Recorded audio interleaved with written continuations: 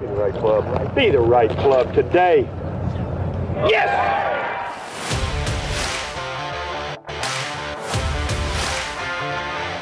Again, has to be careful of the speed. What a comeback season for Hal Sutton. Come right back toward the hole. Come on in. That's the second eagle he's made it for this week.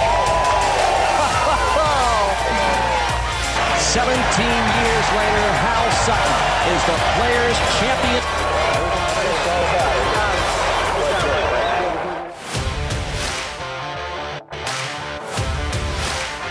He's got it going right at the flagstick. It'll be up. It is.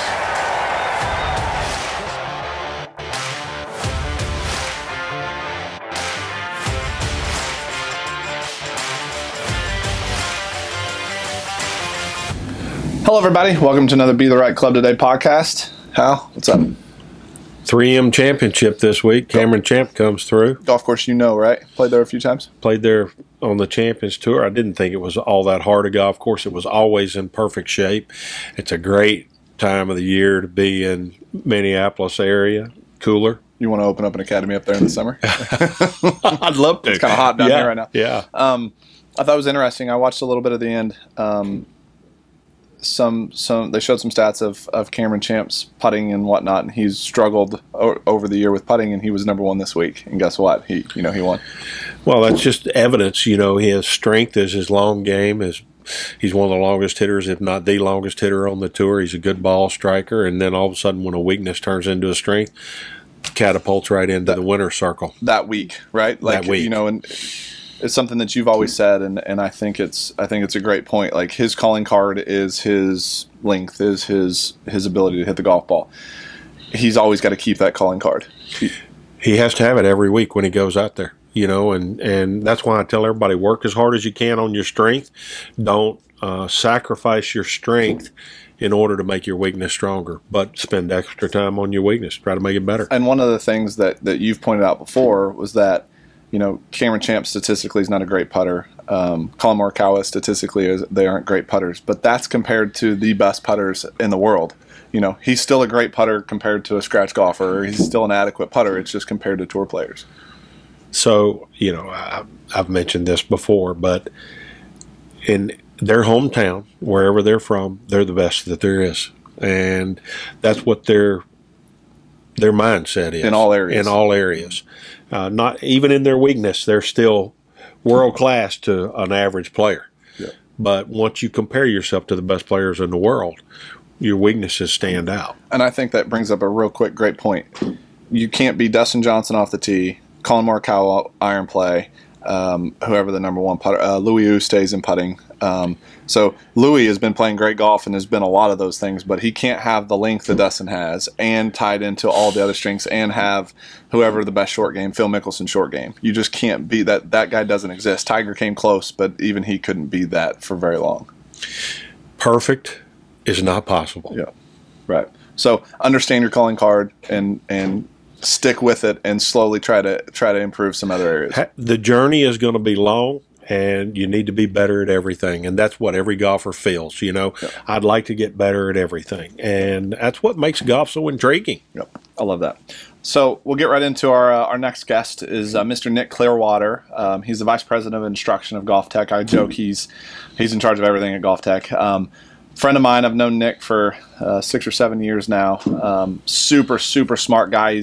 You're going to find real quick he's definitely on the new school side of things when it comes. He speaks a little bit more of my language. I think he probably speaks it a little bit smoother and faster than I do.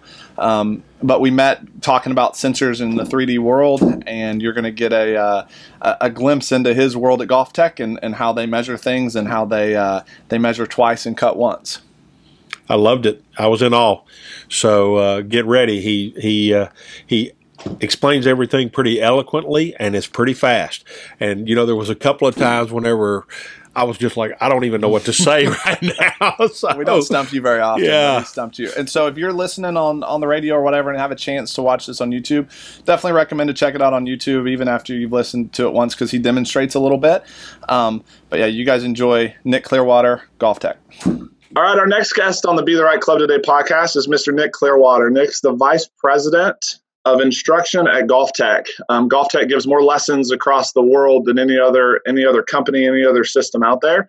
And, I've known Nick for 4 or 5 years now. We've talked and gotten into a lot of the new school stuff, the data stuff. And so we wanted to bring Nick on and pick his brain about what he's seeing at Golf Tech, what's happening at Golf Tech, and just talk about some golf. So, Nick, welcome aboard.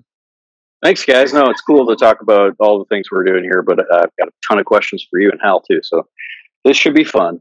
Awesome. Well, tell us about how you came, got on board with Golf Tech and where you guys are headed and what you're up to.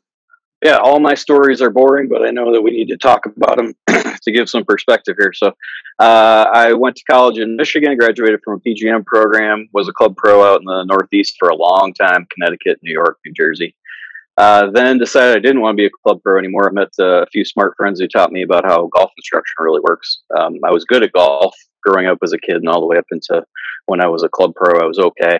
But I didn't really know how any of it worked. But because I was good at it, people assumed I did. So I taught a lot of lessons.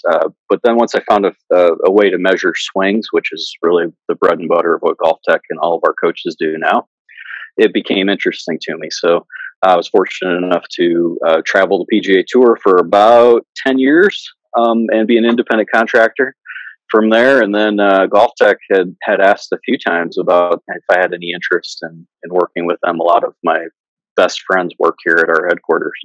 It had never really worked out before, but in 2012, we came to a nice little agreement of how we could still make this beneficial for both of us. So I started then.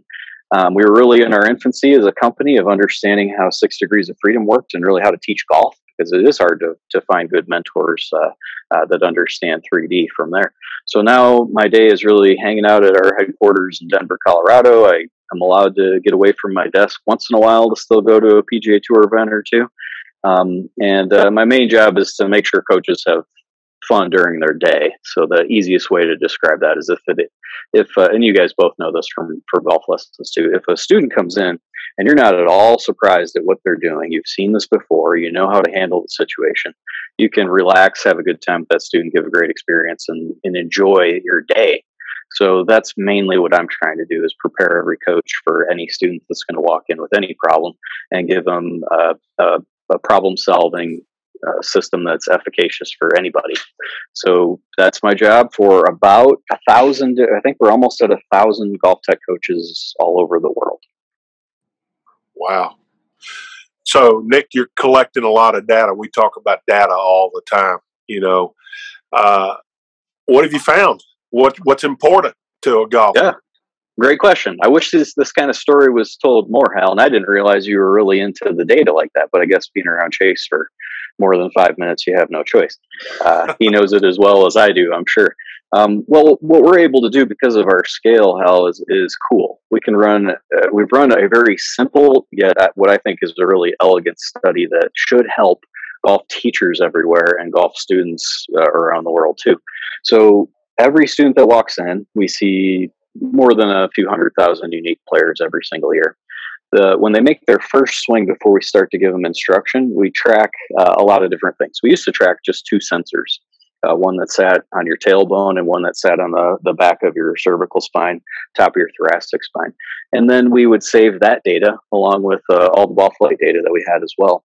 And then we tie that to how good you are. So what's your handicap? So we had an array of amateur golfers that walked in, all different skill levels. We get the best all the way to ranked beginners.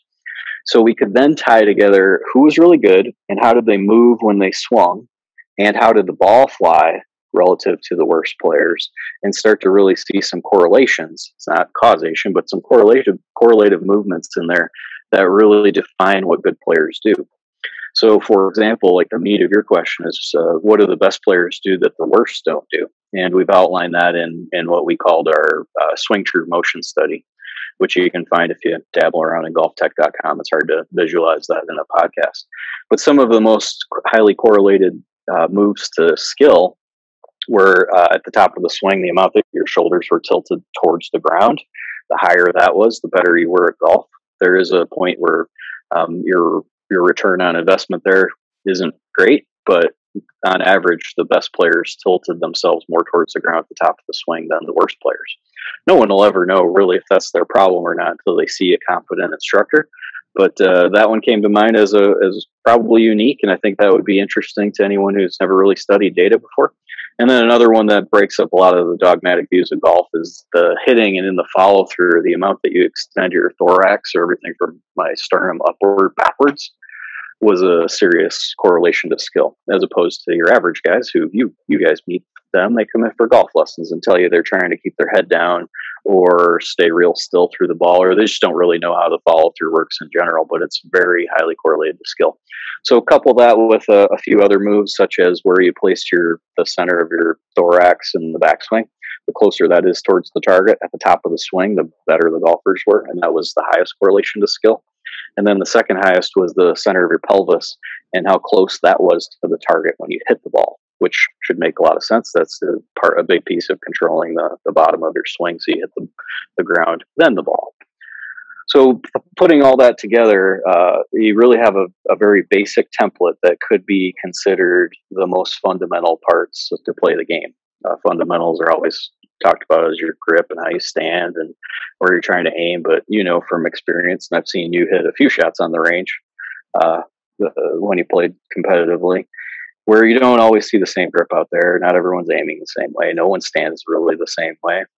Those aren't actually the fundamentals. Fundamentals would be how you move yourself around and direct correlations to skill level, which is what we're trying to produce. And then we release that data out to the public. You can find it on a website right now. It's a rather old website, and I'm looking forward to upgrading the data with our new motion measurement system. But it's out there for anybody who wants to see it. And oftentimes, if I present at PGA sections all over the country, I'll talk about our swing truth study and those fundamental moves when you play golf. And I find that coaches are far more interested in it than I was expecting, because it seemed very remedial to me. It would be to Chase through all his years of using 3D. But if you don't use 3D either on a daily basis or have access to it or have a friend who can teach you about that, most people actually don't know the basic moves of golf. Nick, one of the follow-up questions I have to that is, you mentioned the thorax. So the rib cage, the center of the rib cage being more towards the target in the backswing for better players than for lesser skilled players. So it's kind of a loaded question, but I love your take on it. And I love your take on it from just your average golf tech instructor that's, been run through the system and is kind of taught to simplify it and go kind of through these numbers first. But, Hal's talked a lot about how he was taught to swing growing up and some of that stuff. And he was taught to move off the ball quite a bit, right? And he was taught to have a lot of translation, a lot of upper body slide off the sway off the ball. When a Hal Sutton comes in, a really skilled player comes in, and say doesn't have any real issues, controlling obviously Hal didn't have any issues controlling the bottom, but he's not really struggling with his golf swing. He's just coming in to check golf tech out. And you guys see a lot of movement off, even though that's outside of the range of what you guys recommend, but yet he's a really skilled player. How do you kind of go through the weeds on that? Because that's something that Hal and I always talk about. The better the player, you got to step back and say, okay, hang on, are all my beliefs, am I going to throw all my beliefs at this guy, or what am I going to do? Well, that's an awesome question. I'm glad you asked that, because I hadn't really thought about it with Hal, but knowing his swing, that's a perfect segue into it. So first, I think your teaching system needs to be well-defined, but lenient enough to help anyone. So while I wouldn't model out a backswing to do it as Hal did, for reasons, and we should talk about those, because he's very skilled at it and he's acquired the familiarity of the translation away, but on the downswing, he moves the center point of his thorax far enough toward the target where he doesn't have a problem hitting the ground in the right spot or hitting the ball solid. That definitely isn't something that you should be looking at first and trying to just pigeonhole him into a model swing that you have. That makes no sense whatsoever.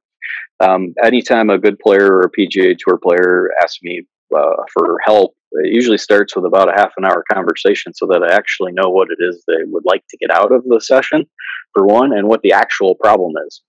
And that oftentimes takes a lot of questions because the answers aren't, I find that most people can't explain what they actually do because they don't think about it in a logical way. So if Hal came in and saw me, I'd say, well, what's the problem? Where are the bad shots going? What would you actually like to do? And then he might tell me, I'd like to hit it a little further, maybe as an example. And then we'd talk about ways that he could actually increase the thoracic extension in his backswing, make his shoulders turn just a little bit more as a potential way. Or often from the few times I've seen Hal swing, I can see the follow through isn't as extended backward as I outlined in that very first piece. That would help him raise the butt end of the club and his hand path faster from about where the shaft's parallel to the ground until his right humerus is parallel to the ground on this side. Those are the things I might address or look for first before ever really talking about how the backswing shoulder sway moves away from the target more than the average PGA Tour player, or more than even like the third quartile of PGA Tour players. From there, I mean, then he gets the instruction that he needs based on the problem he wants to solve. If it's a curve of the ball, then my first question is always, where does the ball start? Which sometimes is hard to get out of even the best players because they don't think about that right away. It's usually, I just don't want to hit it to the left, or I don't want to hit it to the right. I hate to the right, but there's so much more that needs to be defined in there. Hitting it to the right is almost like an indefinite pronoun. It's not just to the right. The ball started too straight, started to the right, started to the left, curved one way, curves to the right. I know you don't want to do that, but that helps you then define where the club face is pointed when you hit the ball and what the swing direction is on most of those problem shots. Then most of your golf lesson is likely from the side view, trying to either adjust the hand path on the way down, or how you might straighten your right arm and turn the shaft out that way, or whatever the problem would be. So every golf lesson from any GolfTec instructor is very individual, in spite of having a model swing. And we do have a model swing, but that doesn't mean we try to fit anyone into it. That just enables you to problem solve. So if Hal, for whatever reason, has a shoulder turn at the top of the swing that's 83 degrees, and our PGA Tour average is 90 degrees, then we could say, well, if you'd like to turn a little bit more, which could give you some more potential power, here's how you might do that. And it would be one way to do that would be to feel like you sway off the ball to start your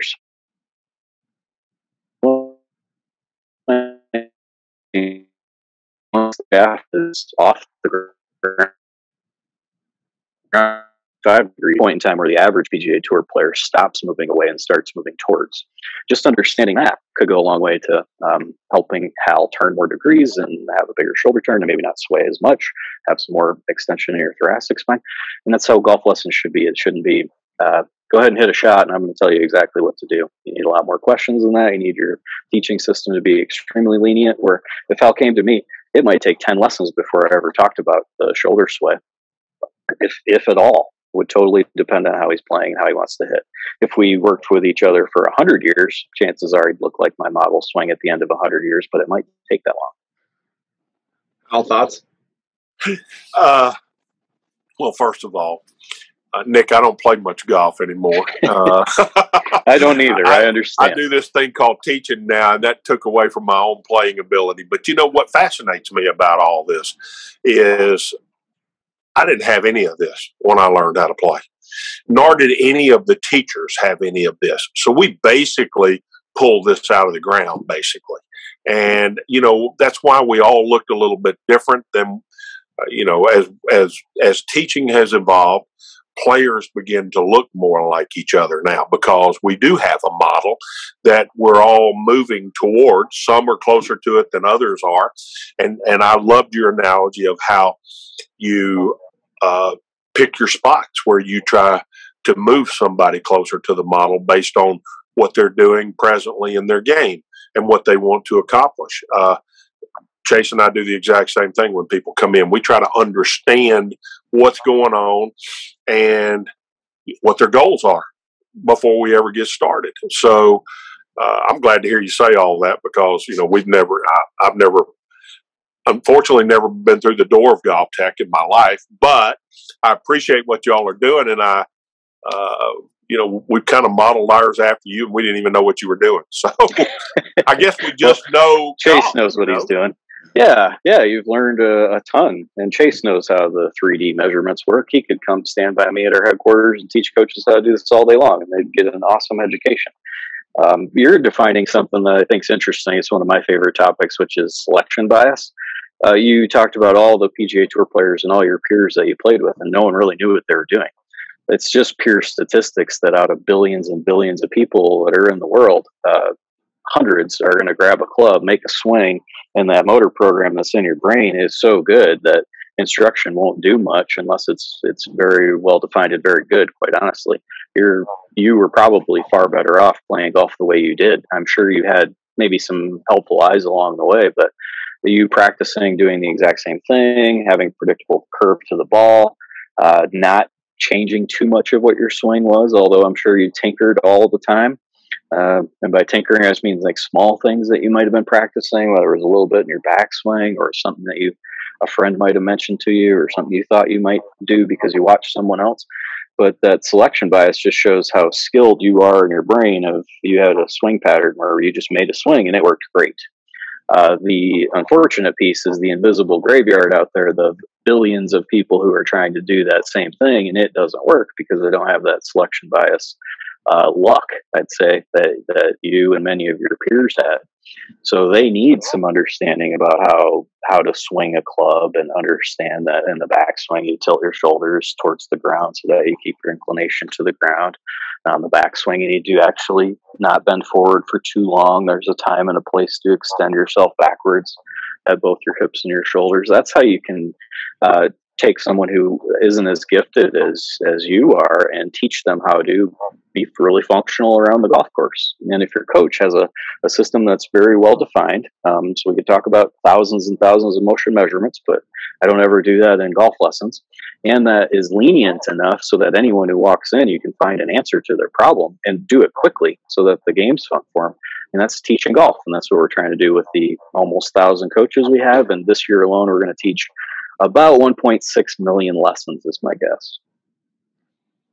You know, Nick, one of the things you said that I really like, and it's something that we try and do here, is when you said if a Hal Sutton came in, you're going to spend 30 minutes talking to him before you start, diving in and cutting on him, right? And I think as instructors, and if any of us could do this, it would be Hal. It would be Hal talking more about him, or saying he knew everything that there was to know about everything because he won 14 times on tour and has the resume to back it up, right? Could just go right in and say, you needed to do this, you needed to do that. But I just don't think it's fair. I think that as instructors, we have to, and this is going to be one of the things we would talk about in the exit today, is say, look, Nick mentioned 30 minutes for the better players. Like, spend time with the student and get to know them a little bit on a personal level and figure out what their pain points are. Just because they move it a little bit differently, well, they might have a right shoulder issue, or they might have, they might be scared to death of it going left, that they've been moving in a way that has tried to help them solve their problems. And I just don't think you can just dive right in on these. And that's why you guys do the evaluations. We do a new student assessment, all that stuff. Make sure we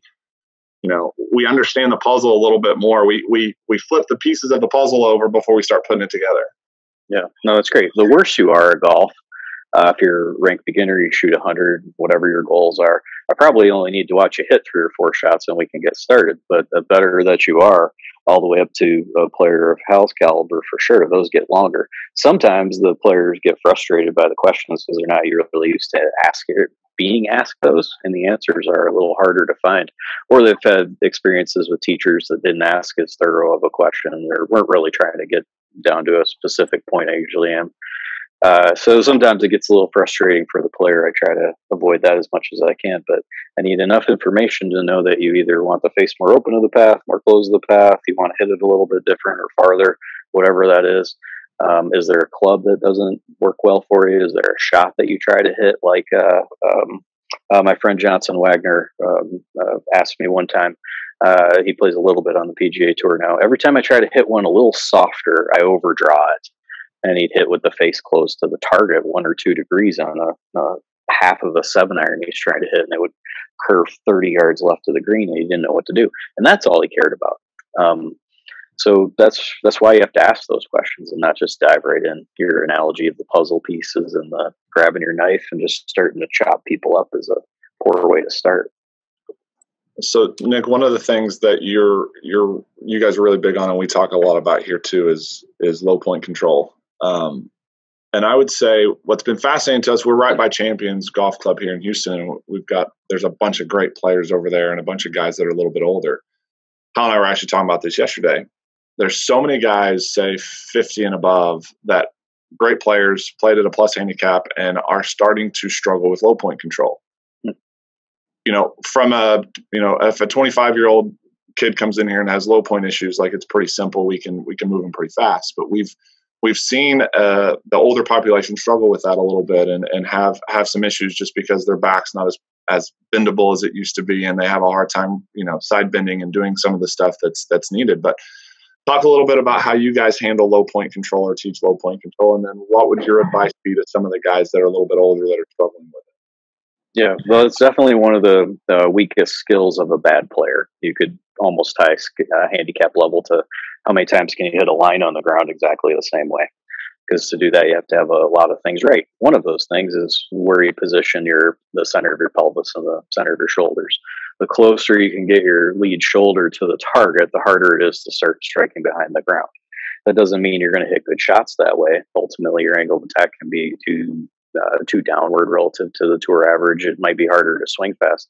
But a good place to start, if you don't want to hit behind the ball, is just try to position your lead shoulder as you're about to strike this closer towards the target. Both of your pelvis and shoulders with some shift force towards the target for a longer amount of time on the downswing. That can also be a piece you make on the backswing. If you do the Hal Sutton forward bend for too long, that's why amateur golfers struggle with this. Get behind the ball, really load up into your trail leg. Those are dogmatic and kind of silly phrases because it's not quite what happens in reality when you can measure swings. You do that for too long, and you're making it more challenging to move your lead shoulder in front of the ball. So it might start with most people who struggle with low point of measuring where their thoracic and pelvic sways are at the top of their swing. And then if those aren't somewhat close to a tour average, or how they got there wasn't similar to, say, how Rory McIlroy might do it, just as an example, then we might talk about how you keep moving those sways more towards the target in the backswing and measure those. So when the shaft's parallel to the ground in the backswing, there's no reason to have your pelvic sway more than a half of an inch away from the target. Same thing by the time your lead arm's parallel to the ground. At that point in time, your hip sway of all the best players that I see, minus about Ricky Fowler, are starting to recenter their pelvis and beginning to move some shoulder sway towards the target. Then the piece that a lot of people make a total mess out of is on the downswing. When the shaft gets close to parallel to the ground, the butt end of the club can't get any closer to the ground. Because as you're starting to uncock your wrists or move them towards ulnar deviation, like you'd see in the YouTube video here, you're pushing the head of the club farther away from you. So you need to get the butt end of the club to go upward. And people either don't do that very well, who struggle with the low point problem, or they do it in a way that is maybe even more complicated, which tends to be try to flex your lead elbow to get the butt end of the club move up. I'd prefer a system where you still keep your left arm fairly straight, and by fairly I mean less than 10 degrees of flex is usually what I find the most common. And then you've got to bend yourself backward from that point in time through the ball, and that's what's helping you make the butt end of the club rise or the middle of the grip rise. And then as you start to uncock your wrists on the way down, then you've got a little alchemy in there of the shaft's getting further away from you, but you're making the butt end of the club rise. You make some good contact. So people who struggle with hitting behind the ball need to first, I'd measure the sway of your shoulders and your hips. Then second, I would start to measure the point in time where the shaft's parallel to the ground in the downswing, all the way until your right humerus or your trail arm is parallel to the ground in the follow through, and see how the bending and tilting pattern is. I find like if you don't right tilt or can't side bend very well, which you mentioned, Chase, of older players, that usually isn't the worst function of hitting behind the ball. I find that it's the sagittal plane bending forward and backward. That's the piece most people get wrong. They don't do it enough. They do it at the wrong time, or they don't understand they need to do it at all. And then the club is too close to the ground at impact and smash. Al, thoughts? Wow.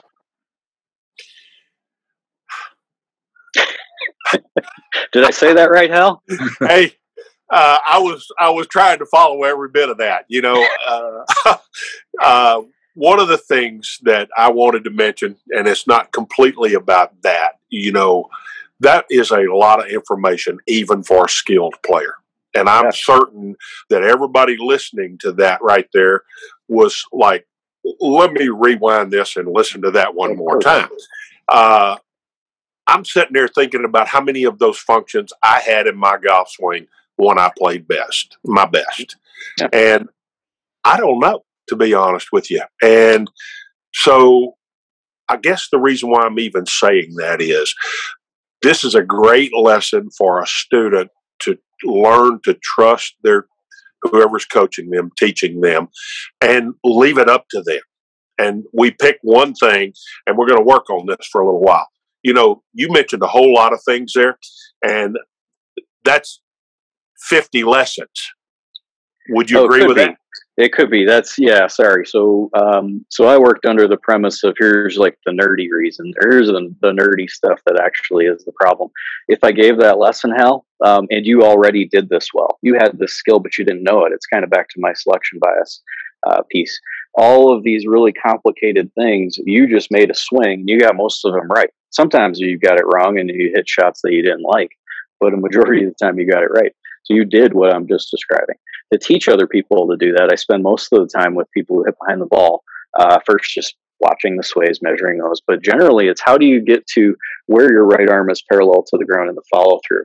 I teach people essentially just how to move themselves around on the downswing. And this is a really good checkpoint for how to alleviate that. You want to have your hips just about as high off the ground as you can. That means you've straightened your legs after you've hit the ball. You want to have the backward bending I'm describing happening just from your sternum or the buttons on my shirt up.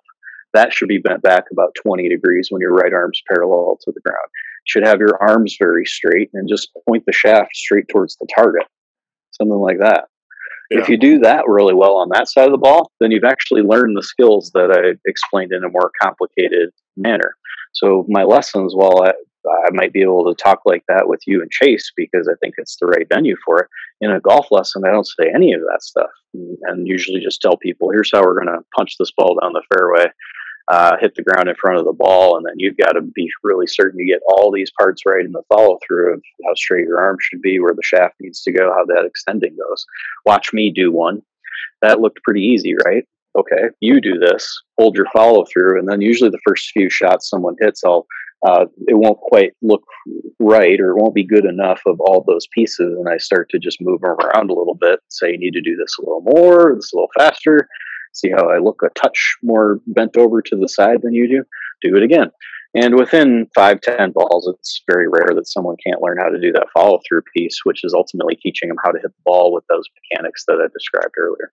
So while your lessons could be super complicated, I don't think any of them should be complicated. Most of mine are, on this swing, move the butt end of the club backward, hits you in the right leg in the backswing. Or I teach a lot of people who turn too many degrees, even though that's not often talked about. So I tell them, feel like you keep your trail knee as bent as you can all the way in the backswing. Simple things like that are the cues that I give in all my lessons, and so do the Golf Tech coaches. But to get to that, to making something really simple, the better you know the subject matter, the easier it is to do something like that.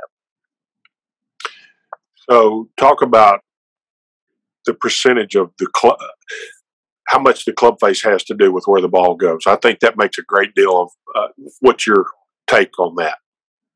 Oh, sure. I mean, that is the primary tool of which direction the ball's going to start. So the more, generally I prefer people to play with the face far too closed, relative to what you might think of as a standard swing. The worse they are, that's where I'd start. The better they are, it almost doesn't matter. You've built that familiarity where you don't have to play around with the face too much. You already know how to have some command of it. But I will say, like someone like Webb Simpson, I think that would be a hard way to play. When the shaft's parallel to the ground on the downswing, his face is pretty open, and he tries to play within a more extended lead wrist and a ton of the roll, the supination of his lead arm relative to his peers.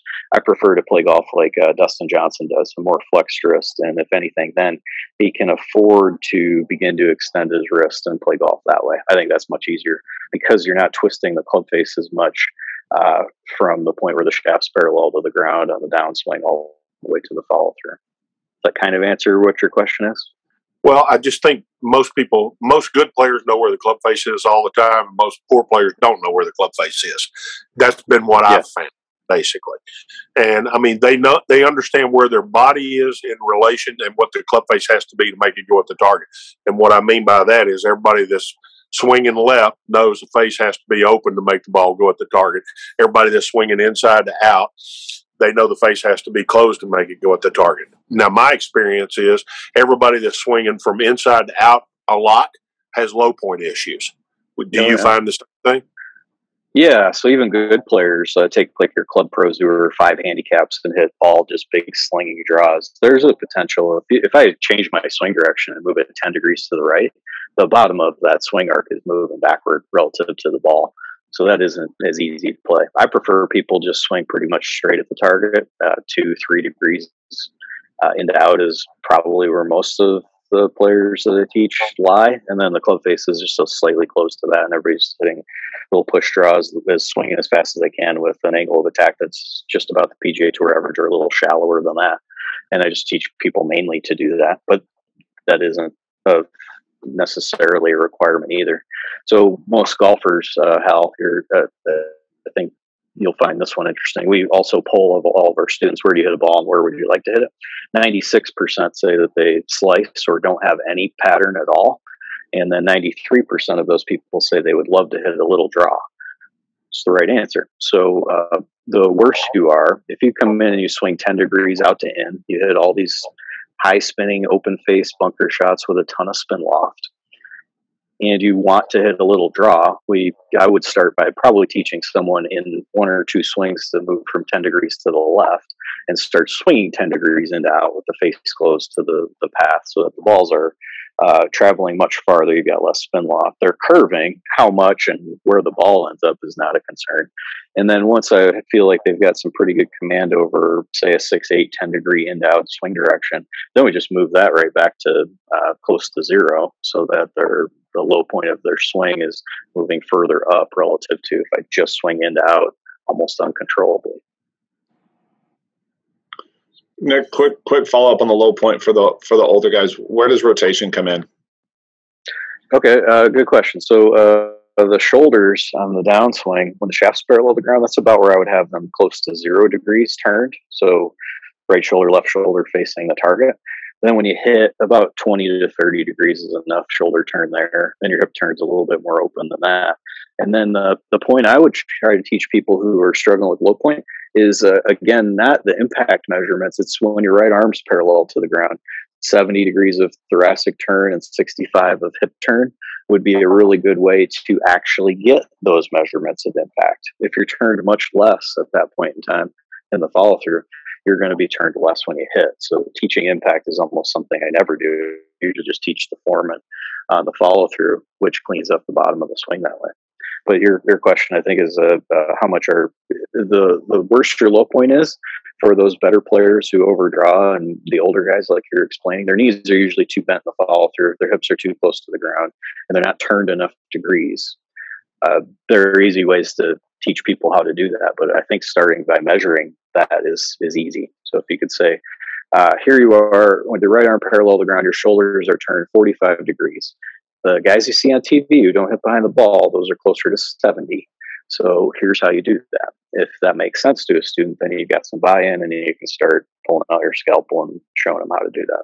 Sure. And we see a ton of older guys, that don't extend near enough post impact, and so that's a lot of times the lowest hanging fruit that we attack. A few guys, and I think Chase, people just over time lose that skill, and maybe because they don't know that they have that skill. So it's not, I don't think it's old age oftentimes that causes this problem. I think it's not understanding that you want to keep bending yourself backward. So over time, that form just deteriorates to where you're bent more forward. And they start hitting behind it, so they think they need to stay down on it more, or they were told they've got to stay in posture longer, and so a lot of it is those biases that they've had because really that generation never really had video or never really had any kind of let's say modern instruction. Not that we're any better than the old school guys, but everything back then was keep your head still, stay down, do all that stuff. Well, everybody had to learn their own way. And you'd read books or DVD, or you'd watch DVDs 10 years ago, and you'd try to find Ben Hogan wrote this. I'm going to give it a try. what he hadn't measured swings, didn't really know what was happening, not through his own fault. It was just that technology didn't exist. Right. So then that book is read by tens and thousands and hundreds of people, and pretty soon that's how you play golf, and then that's just spread down from generation to generation.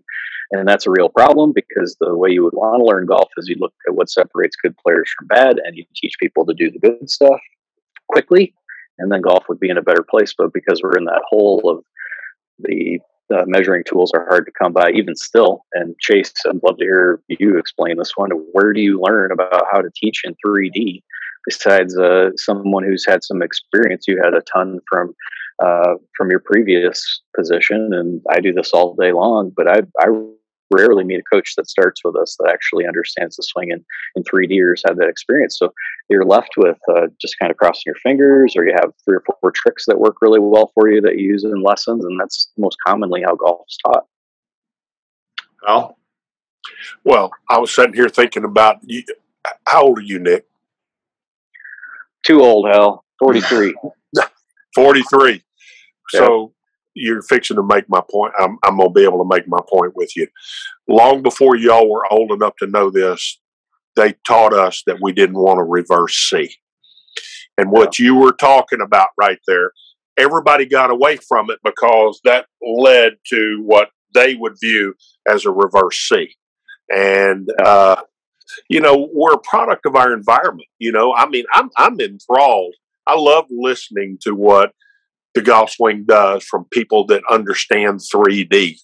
That's why Chase and I hit it off in the beginning, because I knew he knew more than I did, and how that applied and what I did that was right and what I did that was wrong was yet to be determined.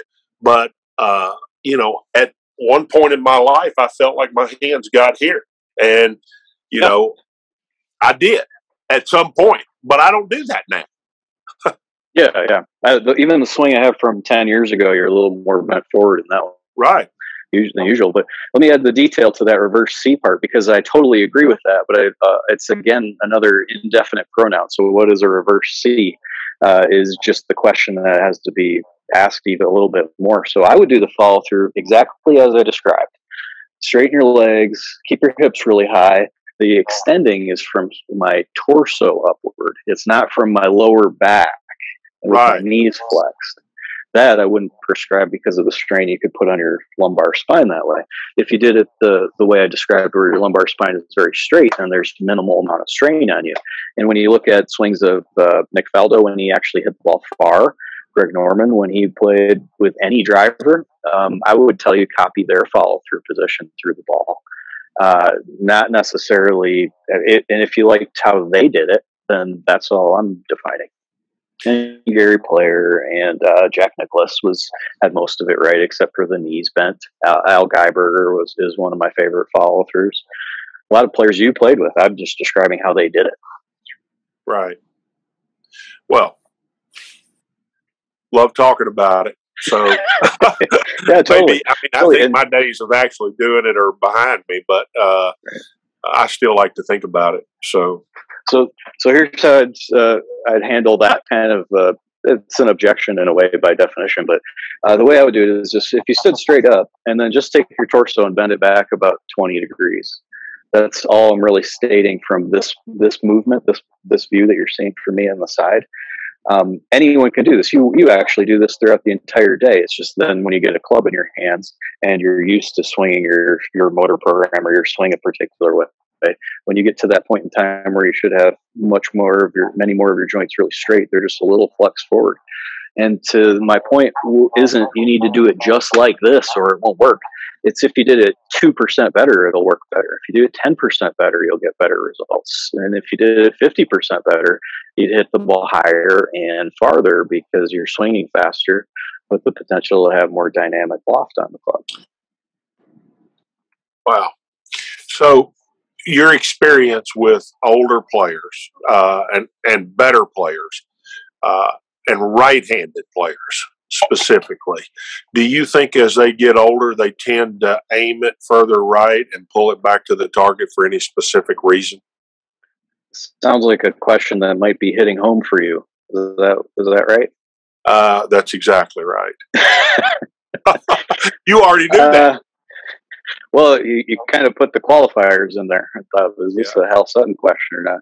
But it could be anybody. Do they start aiming more to the right? Real quick, Nick, because we have a ton. This is when I was out at the other facility, it was all really good young players, mini tour players, and here we've got a ton of champions guys that could flat out play, and they still can. But we've been talking about this a lot. We've been seeing a lot of these averages of these guys coming in, and they all struggle with low point control, and they're all trying to hit draws, and they're all hitting behind it, and we're navigating through those waters, and it's just more of a clientele that we were expecting, but we didn't think they'd all have the same problem. And you know how fights pulls, but a lot of his pulls are left hip replacement, left knee replacement. He has a hard time posting up. It's what we worked on 2 or 3 years ago when he was trying to go play on the Champions Tour again.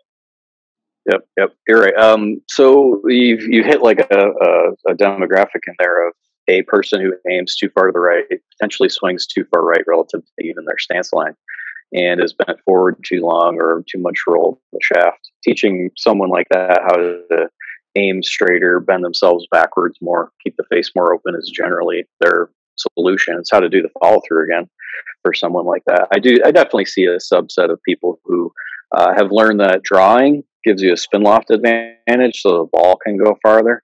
But if you start swinging too many degrees into out, maybe some of those balls are pushing too much, so they start aiming more to the right, trying to roll the shaft even just a touch more, whether they could explain it or not.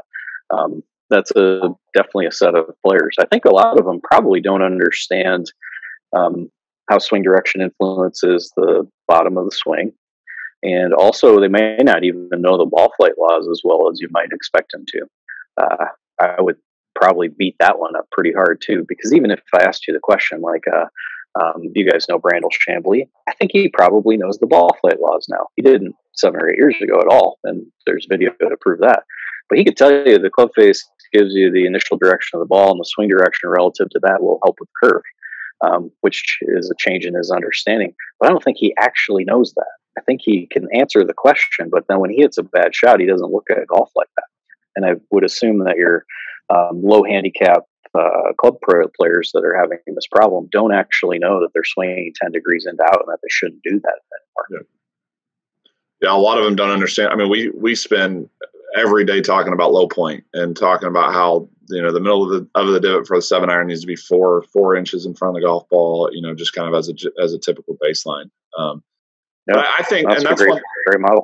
And that's one thing that, Hal and I kind of hit it off 5 years ago at the PGA show, just talking about some of this stuff. And he was always so inquisitive about it. And then one of the things that you kind of brought up and when you were describing moving low point more forward and some of this stuff is that all this data, all this stuff isn't necessarily for the student, It's for us to understand and to be able to use all of our resources and all the information that we've learned to apply it in the simplest way to move the smallest thing in a direction that gives them a better chance to ball better.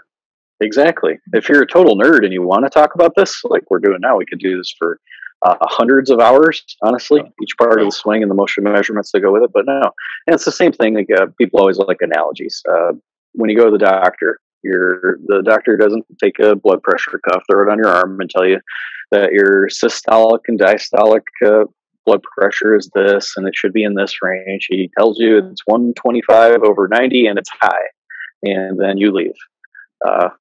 Unfortunately, probably with medication, it's some way to actually help you. But that's golf instruction too. It shouldn't be overly complicated. I would think, Hal, after playing or teaching dozens of Champions Tour players, you'd appreciate the technique of a golf tech coach is nothing real complicated. What they know in the back of their head is very complicated. I'm always hopeful. We test them pretty hard to make sure they could tell the same story I am right now. But the lessons are, we tell people, do not make this complicated. This isn't a here's what I know contest with people. Those are the worst. Well, one of the things that mindset has a great deal to do with it. And the better player you are, the more you have to be sure of what you're about to do. So to me, I need to understand what you're talking about to me before I totally buy into it. So absolutely. I don't know what you think about that, but the better the player, the more they need to understand what you're trying to do. Yeah, anyone. I think that's why golf is so hard for so many people. They don't actually understand what the task is in general. So your concept of the 5 handicap who swings too far to the right, they don't really know what they're supposed to be doing, would be my first guess. So you explain it all the time. Where's the low point? The way you described that, I think, was great. Of my model swing is 4 inches for the middle of the divot in front of the ball. You don't have to do it that way, but that's what you should at least be striving for. The same thing goes for golf instruction. It just shouldn't be hard. It should be something where after I've explained to you what we're going to do, the better you are, the more you need to know why you should be doing that, because that buy-in really frees you up to practice your motor program in a little different way and not feel like, I went to see, or you used to hear this probably all the time, Al, I went to go see this teacher and he told me to do this and it just doesn't work for me. Chances are he didn't explain that very well, or you didn't grasp the explanation that was given. He might have explained that well, but you didn't understand it anyway. And that miscommunication then ends with expectations that are different, and you don't know why you were supposed to be practicing that in the first place. Then maybe you don't at all, and suddenly your swing is no different. You still have the same results, and you say that guy doesn't know what he's talking about. So let's jump ship here from golf swing to, a lot of people are talking about speed and they want to hit it further. So how can you help players gain speed in your estimation? Okay, great question. So I'd watch their swing first and measure it to figure out where that deficiency is. The main deficiencies are the backswing isn't turned enough. So that can be either a sway problem. The farther you move away from the target for a long amount of time in your backswing, eventually I get to the point where I can't raise my lead arm very high into the air anymore. That's why recentering your sways early enough in the backswing allows you some freedom to keep raising your lead arm up into the air. It's not even a flexibility thing. It's just people typically get that pattern of movement wrong. Too swayed off the ball for too long before bending backward and extending enough. So that's step one that I'd watch. Maybe step one would be first even how you hold on to the club. So if you're holding the club more like Jordan Spieth for an amateur player, or Bryson even, and you don't have the familiarity of hitting with your left wrist very flexed or not going into too much extension too soon anyway, that's like a giveaway of are you trying to hit a greenside bunker shot when you set up to the ball or not. So make sure people have their hand turned enough on the club to the right or away from the target, then watch their backswing so that I know that they're capable of moving themselves around enough to make a long enough swing that could produce some speed. And then the most interesting part most people get wrong is on the downswing, not bending themselves forward enough before bending backward. That move sagittally forward and backward is the biggest weakness, I think, in golf instruction and the most flawed view of how amateurs think of the swing. They don't know to do that. They don't know how long to do it. They don't know when to do it. They don't know when to stop bending forward and start going backward. They don't know why they should do that. Those are the pieces of hitting it far. So to tie all that together into one picture, I'd practice the movement of the backswing so you could wind it up enough, bend forward until your lead arm's just past parallel to the ground. Like Tiger Woods is often blamed for bending forward a lot on the way down, lowering himself to the ground. What he's really doing is just accentuating that part before he starts to bend himself backward. More bending forward on the way down helps him hit it farther. That's why he played golf like that. It wasn't a flaw in the swing. He might have done it a little bit more than I would have told him to, but that's a big part of it. And then the bending backward, Justin Thomas jumping off the ground, Rory McIlroy having both of his legs straight when the club is 1.5 feet past impact. Those are big pieces. And it's not the ground reaction forces. It's not your ability to use the ground. It's you moving yourself around that contributes to how fast you can move that club head. But Nick, don't you think, because I was going to kind of talk about ground reaction force a little bit, don't you think that kind of recentering is, reloading, reflexing the spine in transition is giving you a platform to jump from? Yeah, and that's fair. And maybe I said that wrong with regard to the ground reaction forces. Those are important. It's not the ground's not really reacting there. You're actually loading into it and then using it as a platform to jump from. Yes, that's how you move yourself around. It's not necessarily the ground helping you in that regard. It just gives you something to push off of. Yeah. So one of the things, and I keep kind of asking this question too, because I'm always fascinated, because with my swing, we measured all this stuff and then had 5 or 6 things, and we we created our own model per se, or our own set of averages, and then, you know, working with some of the biomechanists and really a good friend of both of ours, Scott Lynn from SwingCat, awesome guy. He coined a phrase that I love, and he said, "Chase, people are messy." And I think that's a great phrase, because every time I think I can fix this one problem that I keep seeing with this big group of players, let's say somebody comes in and their L5S1 is fused, or their cervical spine's fused together, and they don't have them. They can't separate upper body, lower body. They've got no rotational separation. How do you work around the outliers? And obviously, you know, it's experience and it's having a big enough toolbox to be able to do it. But like, it was always fascinating working. You know, I got to spend a lot of time with Bryson, and then also, you know, moved over here and started teaching with Hal. And I mean, Hal was so inquisitive on his every question he asked me was always about his golf swing early on when he was still trying to play. And it was I always had to sit there and like think and be like, okay, how does it work with this guy who's had a left knee replacement, who's had a left hip replacement, who's had a right hip replacement, like all this stuff. How do you work around the messiness? Yeah, and I like that too. And I've been to Scott's studio in California too, and he's an awesome guy for sure. The crux of that is people are messy, as he said, and how do you get around the messiness for sure? I would tell you that I'm not, well, I have a model swing like you do, and Hal even does. He just may not know it all the time. Every teacher does. You have something you're working towards, or else you wouldn't know where to even start. Everyone has a system. Everyone has a model swing. They just don't know it. So I've got a model swing if I'd like someone turned about 70 degrees with their thorax when their right arm's parallel to the ground. Not everyone I teach does that. Not every great GolfTech student does that. Not every great PGA Tour player does that. But I know that if they're turned a little less, they might have a problem with the swing direction being too far into out. They might have a problem hitting behind the ball. They might have a problem with just having their knees flexed at that point in time. You can kind of almost start problem solving what's wrong with someone when they don't meet your model. That's why you do it. But if you can't actually physically move yourself around, which I usually start with, I challenge you on that I can make you do that. And then if you prove me wrong, which doesn't happen very often, but if they did, the whole point isn't to match that model. It's just do the best you can. So if someone can only be turned 60 degrees when their right arm's parallel to the ground, that's fine. Just do that. We'll practice the over curve and the swing direction. Generally on the downswing, and just make your left shoulder maybe stay down a little bit longer, which drives the swing direction more to the left a little bit longer. Then the need to be turned as much on the way through the ball isn't nearly as essential. You just have to, back to one of those initial points, you have to have a swing system that's lenient enough, even though it's really structured. So here's what I want you to do. But if you don't, that's okay too. That's wow.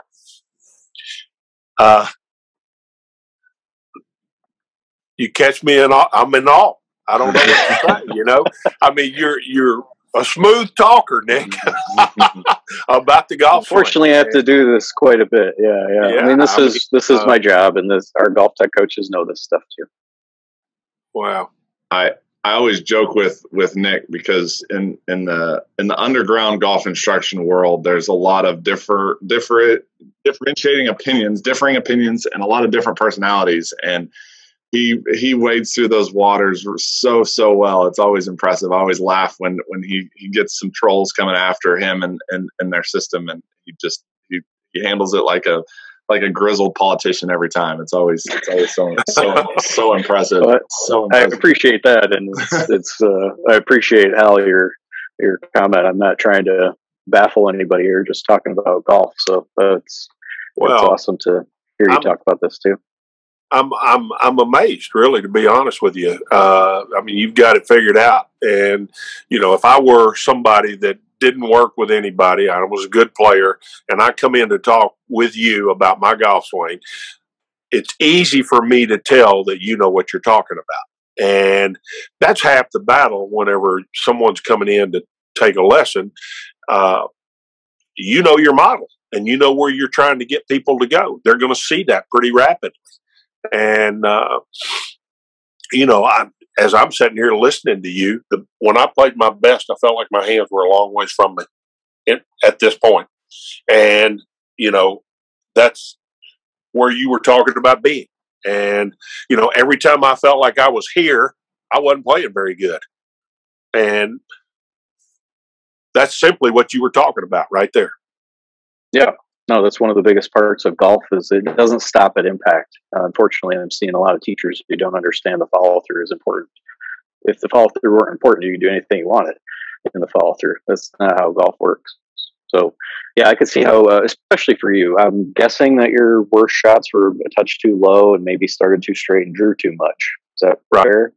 Okay. Right. So to help you keep the face open a little bit more, moving the butt under the club faster for a longer time after you hit would keep the twisting or the axial rotation of the shaft would take some of that off, and it could help you have more loft, which aims the face more to the right, and those go up in the air and push more.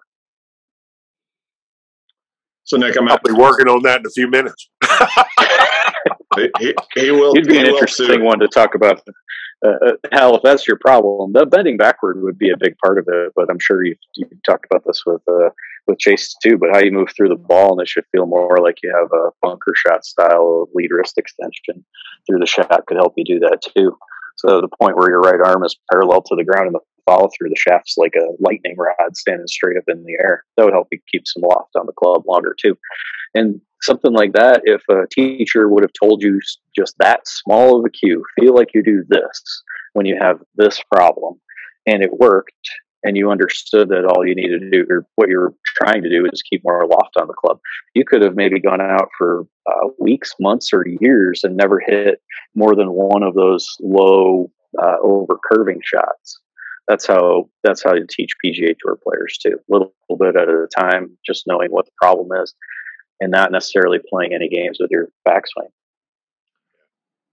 Yeah, I mean, for him to understand, if he's at Sawgrass and cooks one left on 16 and then gets through 17 and gets up on 18 and he's got that left driver feel in his head from 16, if he could do something, whether it was left wrist extension on the finish, just to keep the face pointed up in the sky a little bit longer. Yeah, just to get that's through so powerful. Survival. The better the player, the better the player, the more important those cues are. So yes, 18. You described that. That's a perfect analogy. 18. You're nervous about overdrawing that thing. If you have something in your system of how to play golf, extending your wrist, keeping the butt under the club low, but still bending yourself backwards, something that worked to where you do, if I just do this, I'm more likely to get a shot that'll go to the right. It might overcut. I might actually hit this up on the hill on 18, but I won't hit it in the water. I'm going to do that. There's so much less anxiety towards your game. And I think that's really the mental approach that's sometimes missing for better players. It's just they don't have something in their system of playing golf that says, if I do this, it'll go over here. And if I do this thing, I'm pretty sure it'll go straight or maybe over to the left. Having that kind of command of your golf ball via a simplistic little tip is super helpful. Nick, quick, very, very general question that I'd love your take on: arms versus pivot. And a lot of new age instruction has been pivot. A lot of the old school, like Toski and a lot of those guys, seem to be arms only. Gotcha. Okay. I'll say this too real quick. I'll give you my opinion quickly. I tell people that if we were just paid on getting people to pivot, getting their hips to move correctly, getting their shoulders to move correctly, just that movement only, this would be super simple. Where everything breaks down is when we start putting our hands on the club and it starts to break down. So as I've gotten deeper into the 3D and deeper into this stuff, I find myself pulling more towards educating the arms first, and the body tends to respond more so, maybe even just from chest or belly button up. If I can get the shoulders and the arms to work correctly, usually the lower body responds pretty well. But that's my opinion. So that's kind of where I'm going with the question. So I'd love your take on that. Yeah, no, I think you defined that really well. It's a little bit down to that. One of my bigger pet peeves in golf instruction is the indefinite pronouns. So when you say pivot, are you talking about the 3D of the backswing, the downswing, the follow through, the sways throughout the swing? I'd first have to probably ask that. And then what do you mean by just arms? The lead arm, adduction, abduction piece, or is it the wrists as well? Is it the flex of the trail elbow? If I had to make that really generic, I'd say the easiest way to learn golf is first learn a 6 degrees of freedom backswing that's similar to a PGA Tour player. then learn a 6 degrees of freedom follow through that's similar to a PGA Tour player. Then you'll have done the thoracic extension and tilting, side bending that you're describing to be able to do that. And then from there would be the refinement of how much do you extend or flex your wrist on the downswing when your lead arm's parallel to the ground. How far back is that behind you, or is it out too far? So I'd probably do it in a similar way to you. I teach people to move themselves around so they have a chance, and especially in the follow through. If that isn't right, then you're left to hit with being bent too far forward, and the old elbow flexing, left wrist extension, windshield wiper with the club, kicking past your hands real fast. So I'd teach golf for a rank beginner to do the movements well, the 6 degrees of freedom that resemble a PGA Tour player, then get into the wrists and elbows and lead arm position throughout the swing. The better the player is, typically teaching them how to do the wrists is a better place to start. So I wouldn't probably teach Hal, here's how the 6 degrees of freedom backswing work. Most of what we're talking about is how to keep your shaft high enough, but not too high. Don't roll the shaft as much. Those are all smaller pieces that are your wrists and elbows. Out of all the motion data that we've collected over the years, 23% of the skill separation of golfers comes from how you move your pelvis and your thorax.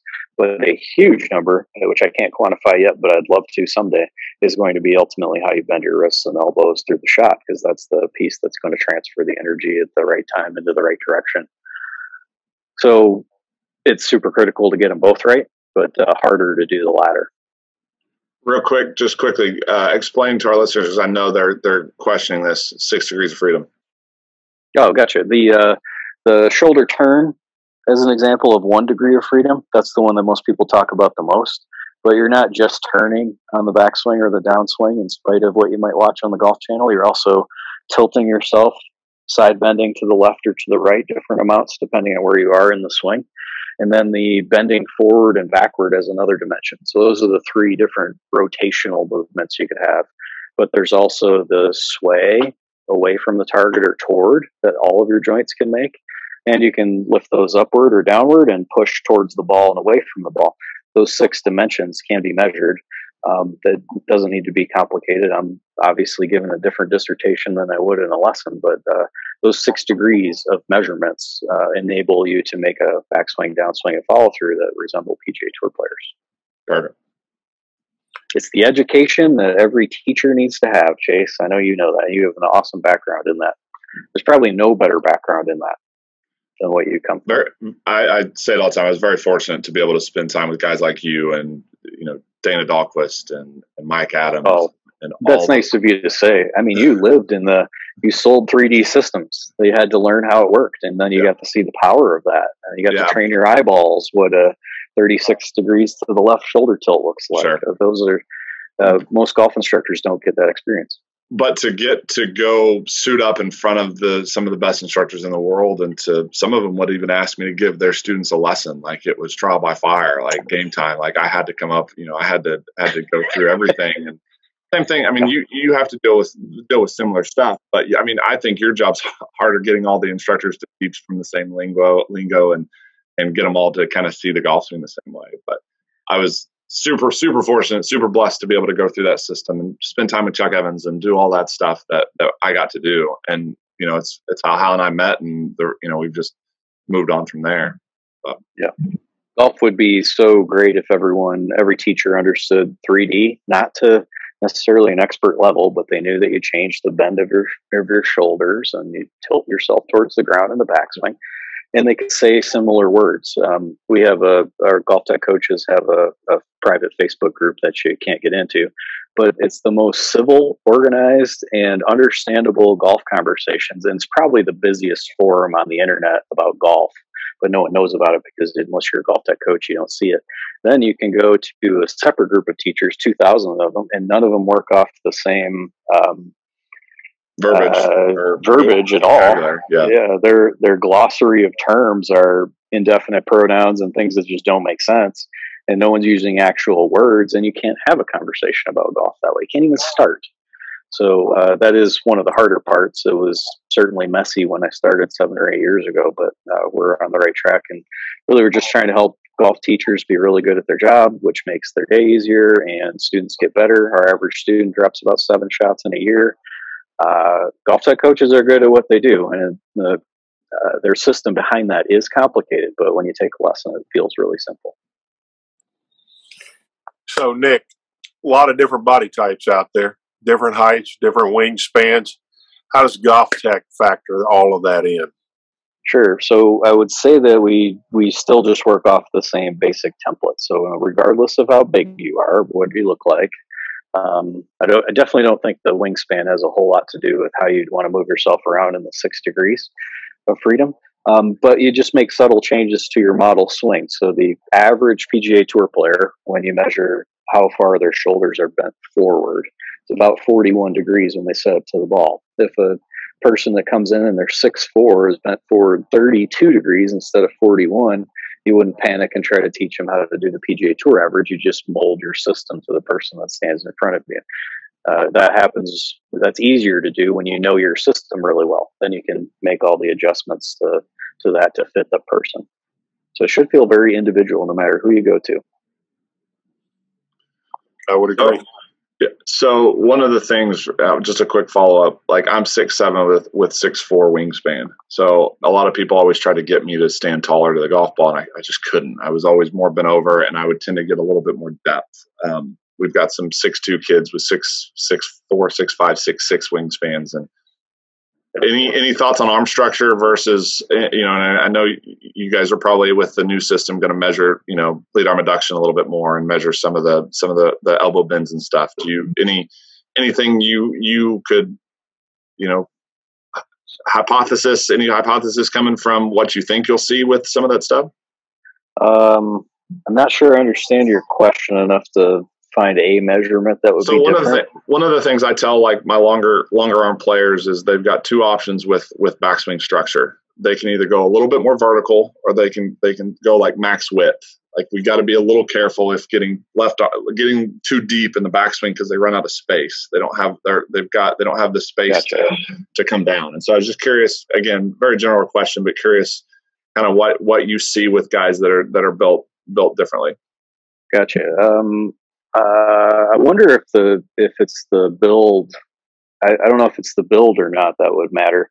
Like the lead arm, if it's lower at the top of the swing, I can definitely see how the abduction of that arm moving faster is a little trickier on the way down, but it's super important. Think of Matt Kuchar as that type of player.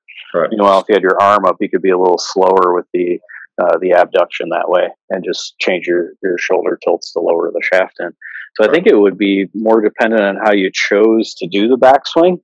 And I typically just teach people move your right elbow off your rib cage about 3 or 4 inches, put the butt under the club a couple of inches behind your shoulder, sort of in line with how you move the club on the way back. It would get a little bit above your shoulder, but I wouldn't go more than a couple of inches above it necessarily, and just fit people kind of into that box. But if a good player walked in and had the Matt Kuchar arm swing at very low, or Bubba Watson, I don't necessarily make them do that box either. Yeah, gotcha. Awesome, sir. Hal, you got any more thoughts? Any more questions? I got a lot of questions, but we don't have time for all of them today. Hey, Hal, there's a question. I do a lot of interviews with PGA Tour players all the time. One of my favorite questions to ask is, who is the best hitter you've ever played with? Have you answered that on your show yet? Who is the best hitter of the golf ball striker? Yeah, the best hitter that you played with. Who was the most impressive when the ball sat there either on the tee or on the ground? Trevino. I get that one a lot. I think Al Geiberger said the same thing. Yeah, Trevino was as good as I'll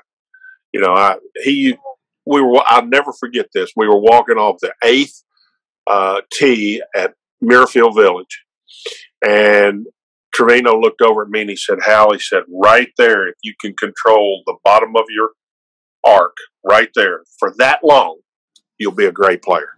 And, that's a real general remark, but it's pretty factual.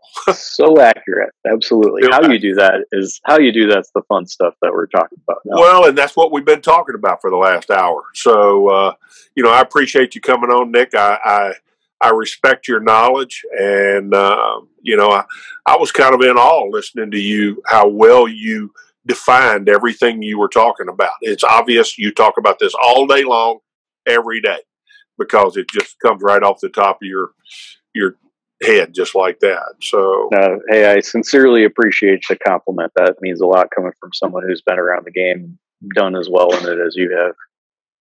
Well, you know, one of the things we talk about is the difference between art and science. And I really believe that the next greatest player that's going to come along is going to have a mixture of both. And I don't think it's all science, and I don't think it's all art.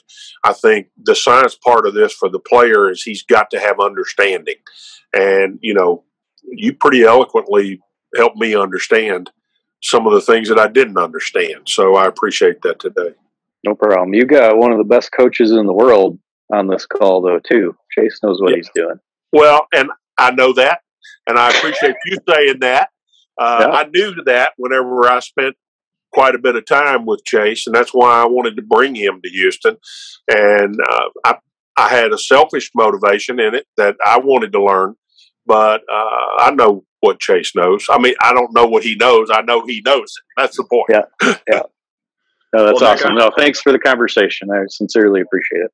Nick, I really appreciate the kind words coming from you, because you're one of the best coaches in the country, and I'm aspiring. I'm working to help my players the best way I can, and in the end, I care, and that's one thing Hal and I talk about. We love our players to death, and I had a kid win an AJGA a couple weeks ago, and I cried like a little baby. Like it was good for you. I was a sappy mess, man. But you know, you put the heart and soul into these kids and these players, and you want them to get better, and it's you know, guys like you that are good resources for guys like me. I mean, heck, last time at the PGA show, I was showing you video of a player I was struggling with and getting your opinion on how to help them, you know? And so that's what it takes. And it takes the groups, like the private groups that you guys have, where they're very civil and they're just trying to get people better, and there's no egos in this thing. And that's what this podcast is all about. We're just trying to help players get better and learn more about the game. And I have a feeling that some of our listeners are going to have to listen to this one a couple of times to grasp all the technical pieces, but we love it, and that's what we expected, and we're so glad you came on. And for any of our listeners at home that, you know, want to get better at their game and don't have any local instructors that they've gone to, man, go check out the Golf Tech, because the Golf Tech store close by, because they're led by Nick, who's freaking awesome. So we really appreciate you coming on again. Thanks for all you do.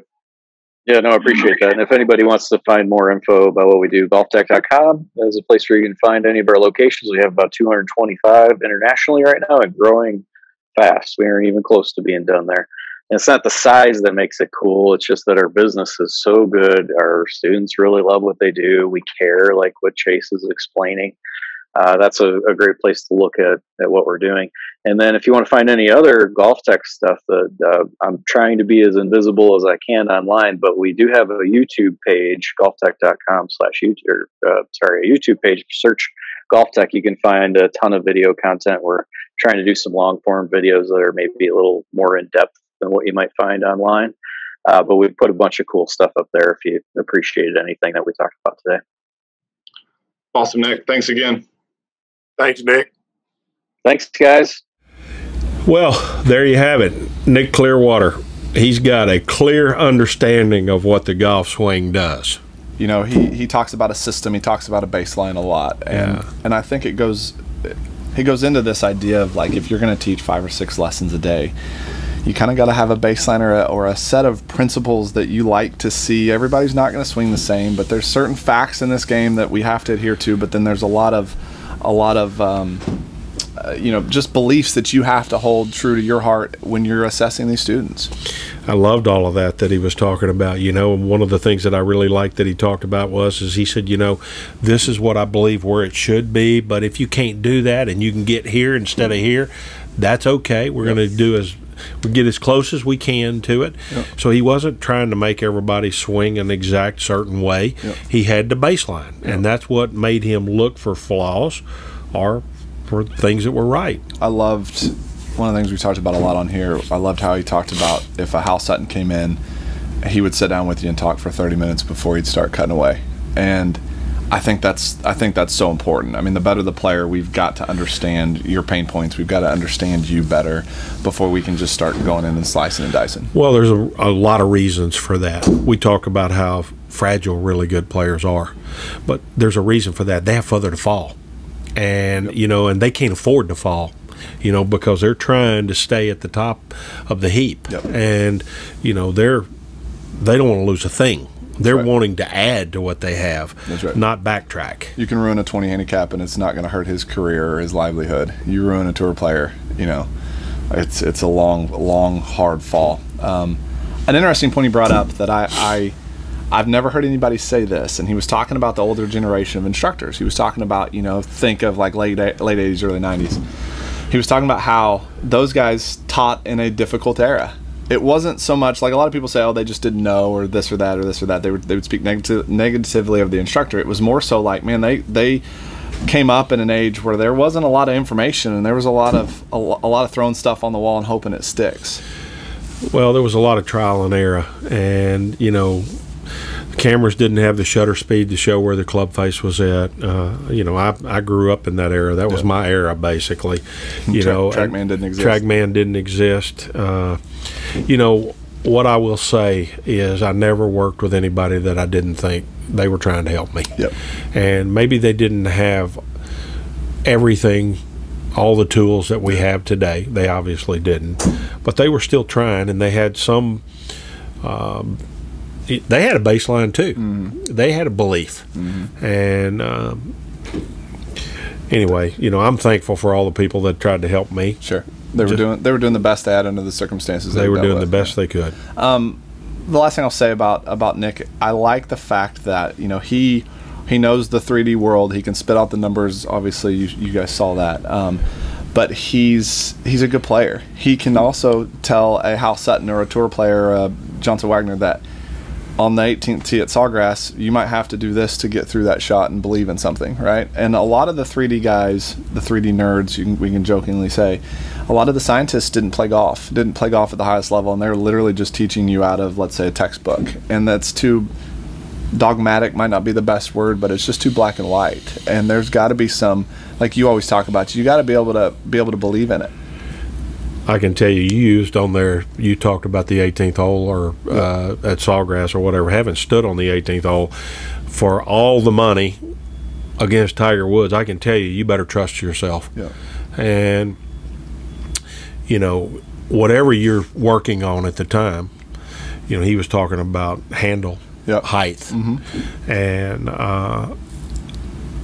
that never occurred to me, but I knew I wasn't going to hit it in the left, which – thinking back to it, I wasn't going to go low left with my hands because that brought left side in. I was going to be up here. Yep. And I think a couple of takeaways for the better player, as we always say, listening at home, make sure two things. Your instructor is going to ask you a lot of questions about your journey, like how you got here, what are your misses, why, what do you feel like you do, do they have some data to back up, and can they, if they're going to ask you to make a change, can they prove to you why it's going to help you? If it's just, hey, let's just guess at this and guess at that, some of the little feels and tips might help, but it's basically luck at that point, which Nick kind of mentioned. But working with you a little bit, working with Bryson a little bit, I had to prove to you guys, why am I going to ask you to make a change? Well, because of this, I had to convince you.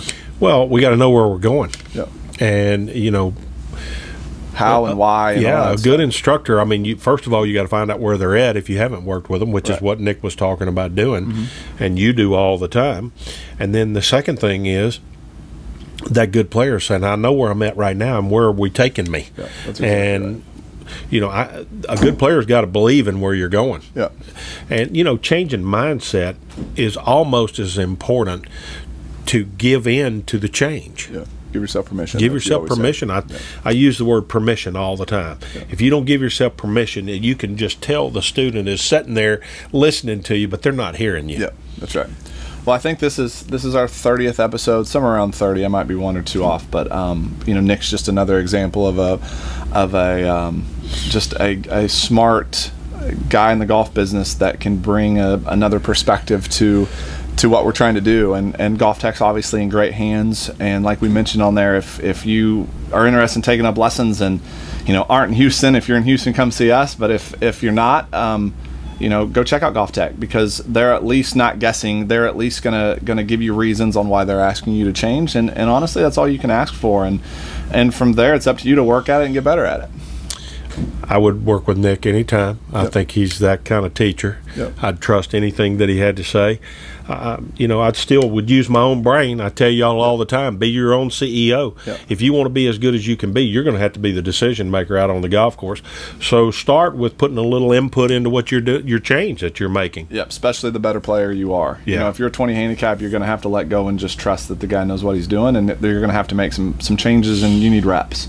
But if you're a scratch golfer, man, that filter better be real tight, and you've got to know why and for what reason, where you headed, as Hal said, in order to make those changes.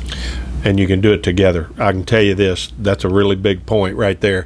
No one can do this by themselves now. That's right. It's too hard. Too hard. Thanks again for joining in. See you next time.